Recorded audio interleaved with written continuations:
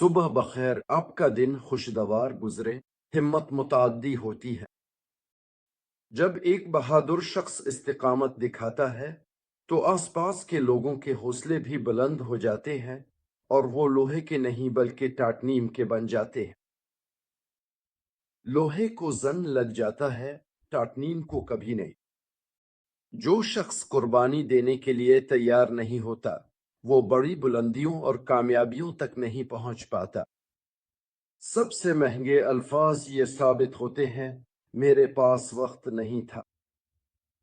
سوچ ایک ایسی غیر محسوس طاقت ہے جس کے پاس اس دماغ سے زیادہ اختیار ہے جو ان خیالات کو جنم دیتا ہے۔ خیالات حقیقت بن جاتے ہیں۔ ہمیشہ اچھا سوچیں، خواب دیکھیں اور ناممکن ہمیشہ ممکن ہو جائے گا۔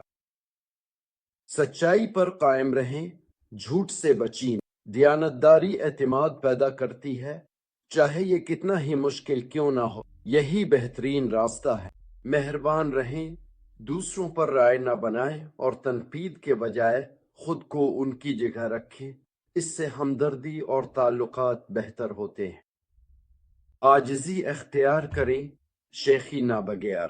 آپ کو دکھاوے کی ضرورت نہیں، آپ کے اعمال خود بولتے ہیں۔ اور عاجزی ہمیشہ عزت لاتی ہے۔